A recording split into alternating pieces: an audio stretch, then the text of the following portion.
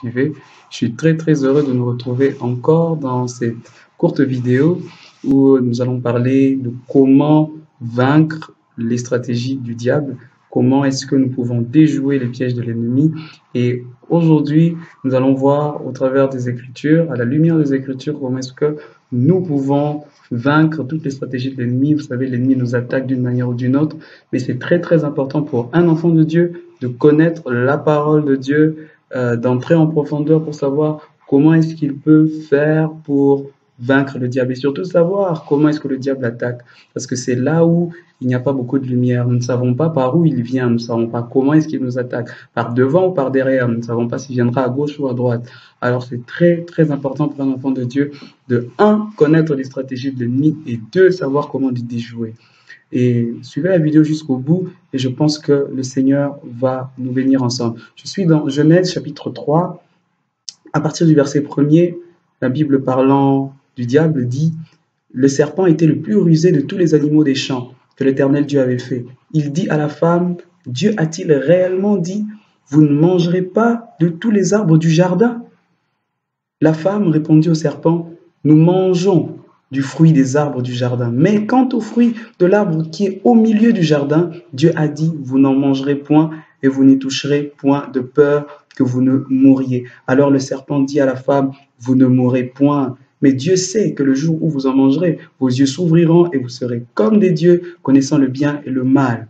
La femme vit que l'arbre était bon à manger, agréable à la vue et qu'il était précieux pour ouvrir l'intelligence. Elle prit de son fruit et mangea et en donna aussi à son mari qui était auprès d'elle et il en mangea. Et nous voyons dans ce texte déjà comment est-ce que le péché est entré dans le monde. Mais le diable a utilisé une stratégie qu'il utilise jusqu'aujourd'hui. Nous avons un ennemi, nous avons un adversaire. Et déjà même l'apôtre Pierre nous le dit. Soyez sobres, veillez, car votre adversaire, le diable, rôde comme un lion rugissant, cherchant qui il dévorera. Et jusqu'à aujourd'hui, il continue à chercher les enfants de Dieu pour les dévorer. Mais maintenant, nous allons voir quelle est la méthodologie qu'il emploie, quelle est sa ligne de conduite, comment est-ce qu'il attaque, par où est-ce qu'il attaque. Et dans ce texte, nous voyons premièrement qu'il pose une question. Il pose une question à Ève et dit, Dieu a-t-il réellement dit, vous ne mangerez pas de tous les fruits du jardin? La première des choses, ou la première stratégie du diable, c'est de créer le doute.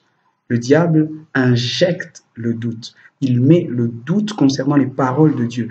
Il vous fait douter des prophéties de Dieu. Il vous fait douter de la Bible. Il vous fait douter des promesses de Dieu. Il commence par là. Et bien aimé dans le Seigneur, la stratégie de Satan n'a pas changé jusqu'à aujourd'hui. Vous verrez que le diable met l'incrédulité dans les cœurs. Il fait douter les hommes de Dieu. Aujourd'hui, les hommes se posent des questions assez bizarres. Est-ce que Dieu existe? Est-ce que vraiment les choses que nous enseignons à l'église sont réelles? Le pasteur n'est-il pas un escroc? Le pasteur n'est-il pas quelqu'un qui a juste raté sa vie et qui cherche maintenant à manger derrière le dos des fidèles? Vous voyez toutes ces choses que le diable essaie d'injecter dans le cœur des gens pour créer le doute concernant les paroles de Dieu. Bien-aimés frères et sœurs, si vous entendez une voix qui vous fait douter des paroles de Dieu, sachez que cette voix est celle du diable. Cette voix n'est pas de Dieu, elle est du diable. Vous savez, à chaque fois que vous doutez de ce que la parole de Dieu dit, la parole de Dieu est claire concernant l'impudicité, concernant l'adultère. La parole de Dieu est claire en disant que le seul cadre dans lequel on peut exercer l'acte sexuel, c'est le mariage. Mais vous savez très bien aussi que la parole de Dieu interdit certaines choses, mais vous commencez à douter, vous vous dites, bon, si je le faisais alors, et alors en quoi c'est mauvais? Et est-ce que Dieu va vraiment me punir pour ça? Est-ce que c'est vraiment un péché? Ça aussi, c'est un péché. Et ça aussi, c'est un péché. Alors, à chaque fois que vous entendez dans votre cœur un doute, un peu comme une voix qui vous fait douter des paroles claires que Dieu a dites dans les Écritures, sachez très bien que le diable est derrière. Donc, la première des choses, c'est placer le doute.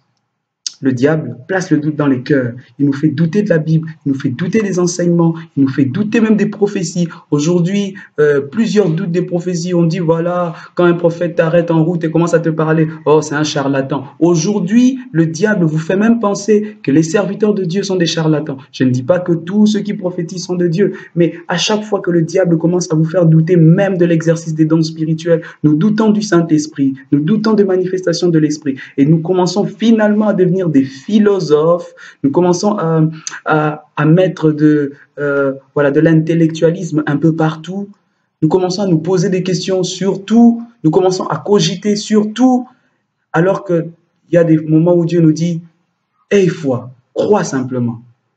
Mais nous commençons à mélanger la foi avec beaucoup de raisonnement. Nous commençons à mettre beaucoup de dialectique, beaucoup de questions, des questionnements dans la Bible, alors qu'en réalité, Dieu nous demande simplement de croire. Vous savez que la Bible commence en disant, au commencement, Dieu.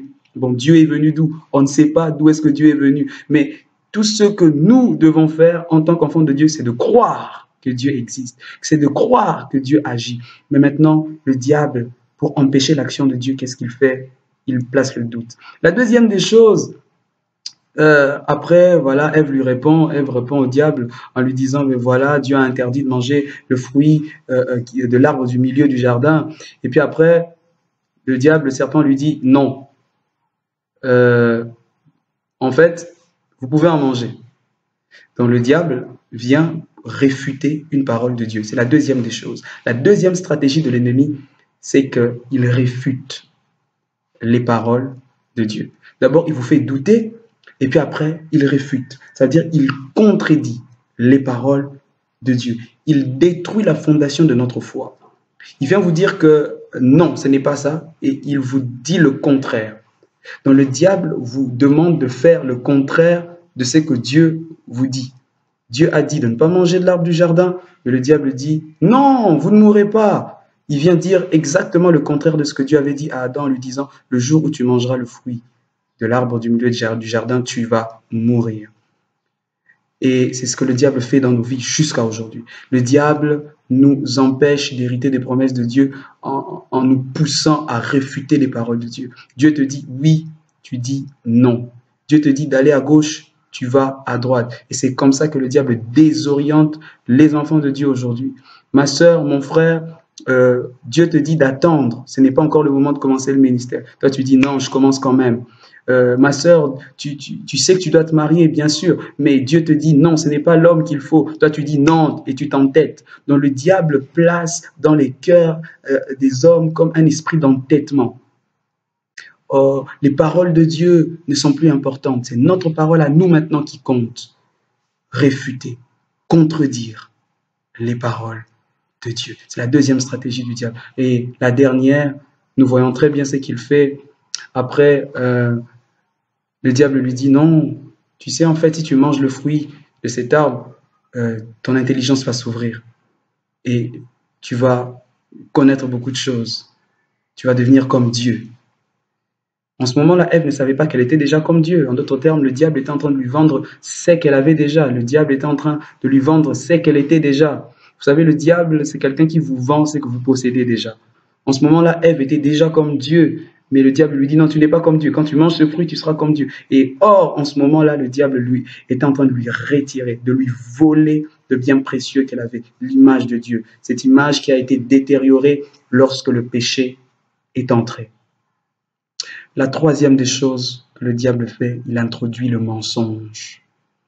Non seulement il réfute les paroles de Dieu, il les contredit, mais aussi il remplace les paroles de Dieu par ses paroles à lui qui sont mensongères. Combien de fois aujourd'hui nous voyons les enfants de Dieu être en train de souffrir à cause des mensonges que le diable a introduits dans leur vie. Le diable leur fait peur, le diable leur envoie des songes qui leur font peur, des cauchemars, beaucoup de choses pour les effrayer et ils ne savent pas se lever. Mais j'aime une chose, il y a une arme très importante que Dieu nous donne et que Christ a utilisée dans le désert. Il a utilisé contre le diable. Cette arme, c'est la parole de Dieu. Bien-aimés frères et sœurs, l'arme pour déjouer les stratégies de l'ennemi, c'est la parole de Dieu. Vous remarquez très bien que les stratégies de l'ennemi sont articulées autour de la parole. Premièrement, il crée le doute sur la parole. Deuxièmement, il réfute les paroles de Dieu. Troisièmement, il introduit des paroles mensongères. Tout tourne autour de la parole. Alors, si vous voulez déjouer les plans de l'ennemi, vous devez méditer, avoir une certaine révélation de la parole de Dieu. Et cette révélation sera une arme contre l'ennemi, une arme destructrice qui va détruire l'ennemi dans votre vie. Comme Josué, nous devons simplement prendre les paroles de Dieu. Et Dieu lui dit que ce livre de la loi ne s'éloigne point de ta bouche. Médite-le jour et nuit. Et c'est ainsi que tu réussiras dans tout ce que tu entreprendras. Lorsque vous prenez les paroles de Dieu, que vous les déclarez, sachez que le monde des ténèbres bouge. Sachez que le diable est mal à l'aise. Lorsque vous gardez ces paroles dans votre cœur et que vous ne tombez pas devant les stratégies de l'ennemi, que vous ne cédez pas au diable, sachez que finalement, le diable n'entrera jamais dans votre cœur, il n'entrera jamais dans votre maison. Ma prière est que la parole de Dieu comble votre cœur, que la parole de Dieu soit votre ami de chaque jour, que votre Bible soit à vos côtés chaque jour, dans le nom puissant de Jésus. Et surtout, Père, permets à tes enfants de méditer et de garder ta parole dans leur cœur ainsi que dans leur bouche. Dans le nom puissant de Jésus-Christ, j'ai ainsi prié et je dis Amen. Que Dieu vous bénisse abondamment, bien-aimés frères et sœurs. N'oubliez pas de nous soutenir, de soutenir cette œuvre, de liker la vidéo sur YouTube.